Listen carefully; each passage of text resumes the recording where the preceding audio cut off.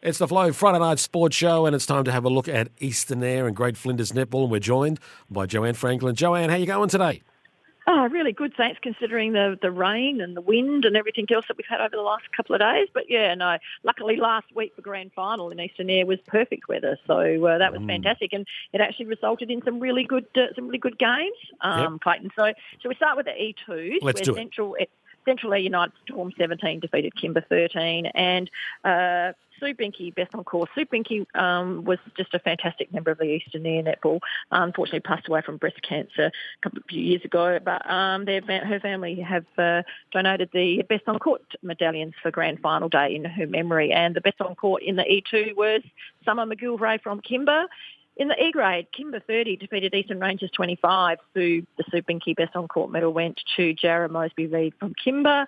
In the D grade, Eastern Rangers 53 defeated Kimber 39. The Sue Binky Best on Court medal went to Ava Jenner from Eastern Rangers.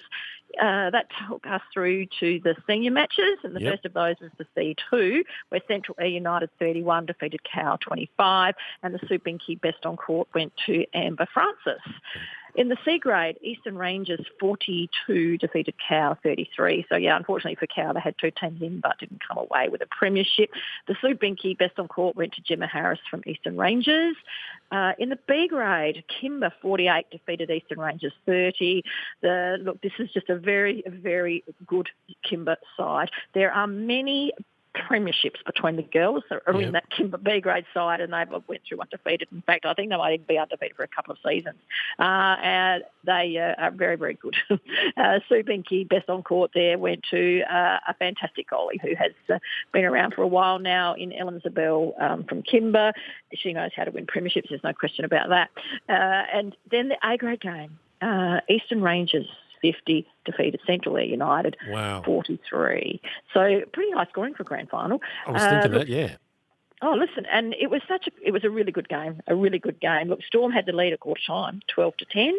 The second quarter, Eastern Rangers, they settled into their game plan and they applied a little bit more pressure, full court defensive pressure over the court. And Lauren and Nicole Symes were able to reward those efforts with some more accurate shooting, which actually turned the score around at halftime for Rangers to be up 24-20.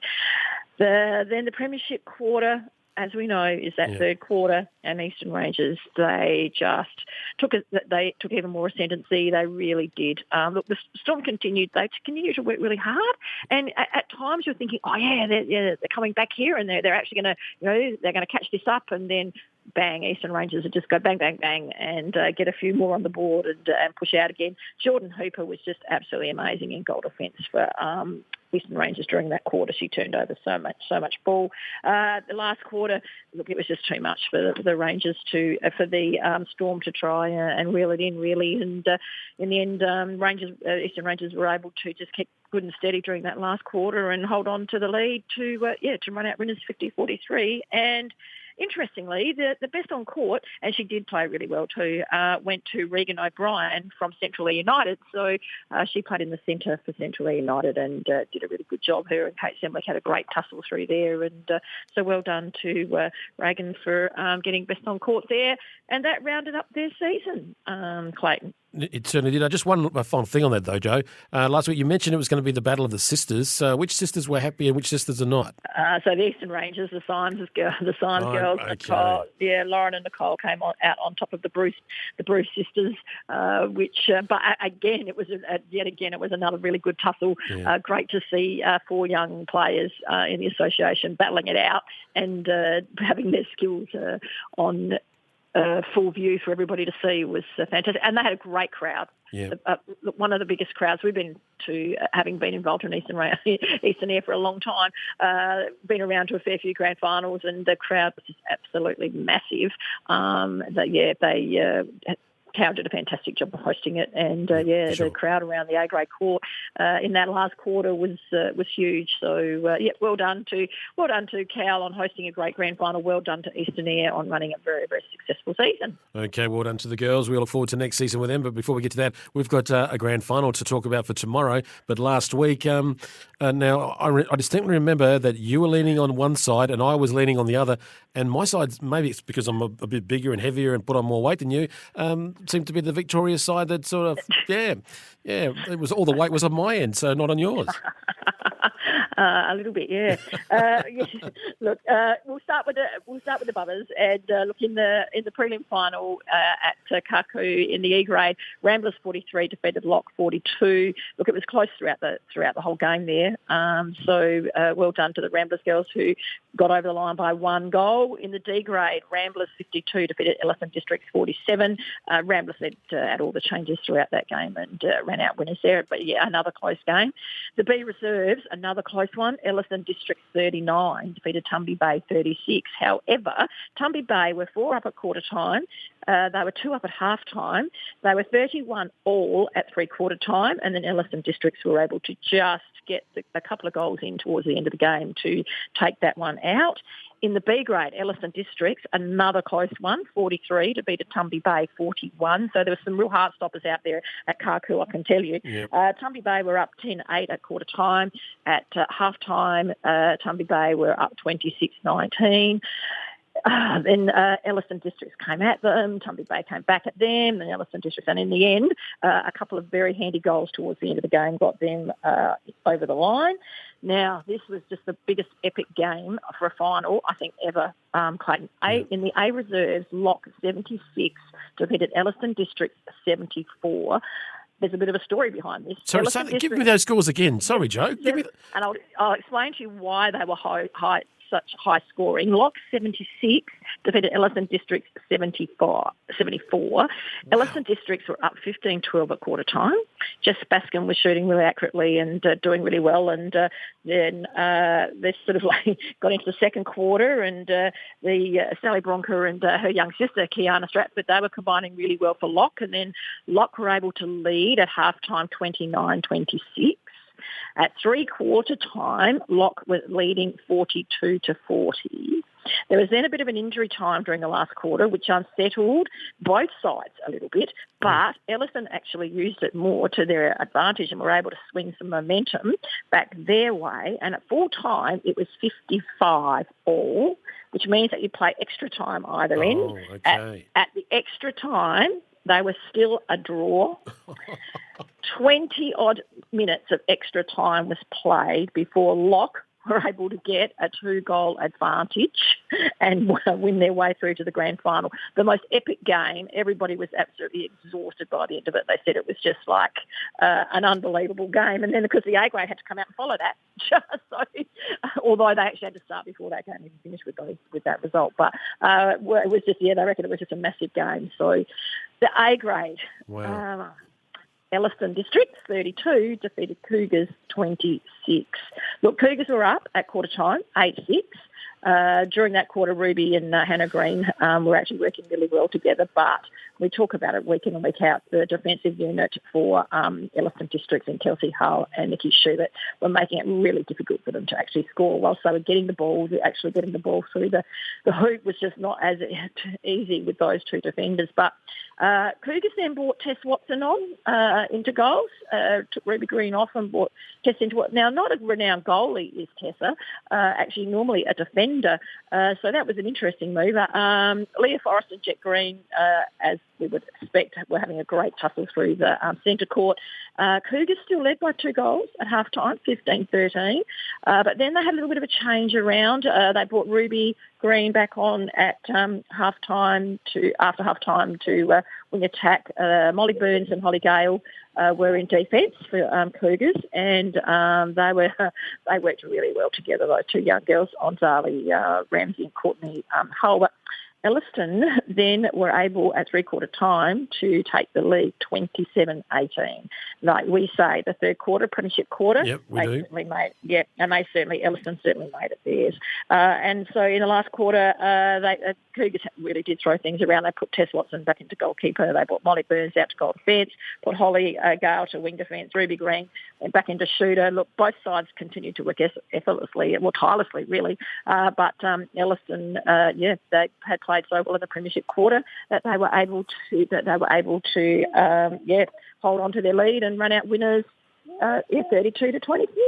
Well done to the Elliston girls. Well done. Yeah, absolutely. They did. Yeah, look, they played really well. So that brings us through to the grand final at Lock this week. And some very interesting games here. Look, in the juniors at 10 o'clock, the E grade will be on court 2 out at Lock. Tumby Bay will take on Cummins Ramblers. Patria Glover and Jane Pearce will be the umpires for that one. At 11:30am, the D grade will be on court 1. United Jelana will take on Cummins Ramblers with Erica Larwood and Justine Stokes as the umpires. At 12 o'clock, the B reserves will be on court 2. United Jelana will take on Elliston District. Marty Masson and Elizabeth Burns are the umpires. At 1:15, the A reserves lying on court 1, Cummins, Kapini and Lock, and I can absolutely guarantee you that Lock do not want to have to go through what they went through last week. There's some very tired, weary bodies in that Lock camp, but I can tell you they're all so fired up, ready for this grand final. Yeah. They've got a couple of visiting umpires. Kelly Jordan and Lisa Parsons will be umpiring that game, and I think it will be a fantastic game. There's no question about that. But like I said, it'll be interesting to see just how much toll last week's game does take on those Lock girls, the Lock girls. But I'm sure that Amy Warner has got them revved up, ready to go. At 2 o'clock, the B grade will be on court 2. Lock will take on Elliston District. So Lock have got a couple of sides in the grand final and they're hosting it, so that's great. And 3:15 will be the big one, the A grade game, Tumby Bay versus Elliston Districts. Kelly Jordan and Lisa Parsons will be umpiring that game. And interesting because it will be the side that adjusts to the different umpiring first that will obviously take advantage first. But look, some great matchups. Ilka Stone and Sarah Laurie in goals for Tumby Bay. Kelsey Hull, Nikki Schubert, we know what they can do. Then at the other end, you've got Taryn Binky and Renee Birkin, who have been playing really well down there for Tumby, up against Ali Ramsey and Courtney Hull. Courtney shot really well last week for Elliston. One of the reasons why in that third quarter they were able to really put the foot down and get the lead up. And, there's so much talent for both sides through the centre court as well. Leah Forrest, Lorena Hemmerman, Carly Dunn, Maisie Curtis, and Kennedy McNamara is hoping that she might be good enough to play. Not sure. She's a little bit injured, hurt her knee earlier, late in the season really, but whether she will or won't come up. But look, there's some fantastic matchups there, Clayton, and I just think that it will be a cracker of a game and people will want to get along and have a look at it, that's for sure. And who are you going for? Come on, you can't escape it. You've got to pick someone. Well, look, Elliston certainly know how to win premierships. There's no doubt about that. But so do Tumby Bay. And I would be tipping with Ilka and I guess relatives within the Tumby Bay side that I best not pick against them. I don't think. Stacey, I know that Stacey Curtis, the coach, has certainly got them revved up and ready to go. And like I said, I know that Ilka knows how to win finals. She's done it for me before. And I think that they've got what it takes, but they will not be taking this Elliston side lightly at all. Come on, Elliston Roosters, you can do it. Exactly. And look, it will not surprise me if it's a draw and it's extra time. Would not surprise me at all. Because neither side knows how to give in. They will both fight tooth and nail to the very, very end. But also, really quickly, Clayton, a great Flinders held their medal count last Sunday, and some winners there for the seniors. The B Reserves runner-up was Asher Trenberth from Tumby Bay with 17 votes, and the best and fairest was Kelly Kidney from United Jelana on 20 votes. The B grade runner-up was Brittany Glover from United Jelana on 14 votes, and the best and fairest was Gemma Crittenden from Ramblers on 17 votes. The A Reserves, the runner-up was Jessica Bascom from Elliston Districts on 16 votes. A couple of older girls here, and they won't mind me calling them that. And the winner was Amisha Myers from Cougars. She was a runaway winner on 27 votes. Might have coached both of those along the way in Eyre regional teams. And in the A grade, the rising star on best under 21 was Marty Masson from Eyre United. The runner-up was a draw between Jet Green from Cummins Kapini and Nikki Schubert from Elliston Districts. And no surprise here, really. The best and fairest Floyd Polkinghorn medal for the A grade went to Kelsey Hull from Elliston Districts, who has had a fantastic year in defence. They also picked their top 10 players, and it was Cassie Maxfield from United Joanna, Ella Wedd from Cummins Kapini, Holly Gale from Cummins Kapini, Jessica Glenn from Cummins Kapini, Kelsey Hull from Elliston Districts, Kennedy McNamara from Tumby Bay, Lorena Heberman from Elliston Districts, Lisa Burrows from Lock, Nikki Schubert from Elliston Districts, and Whitney Wright from Lock. So well done to all of those girls. Well done, girls, indeed. All right, it's going to be a big game tomorrow. Everyone going there, take it nice and easy on your drive, get there, enjoy the day, and be nice to the umpires and that as well. Absolutely, and yes, respect is a major thing that we've all been talking about lately. But look, Lock, there's no question, Lock do a fantastic job at catering. They always have plenty of food around. I see they've also got a cocktail bar happening. So, there'll be plenty for everybody. It'll be a great day for everybody. And, yeah, as you said, travel safely. Take care. Indeed, and we'll check up with you again next week, Joe, just to see how it all went. No worries. Excellent, Clayton. Thank you so much. We will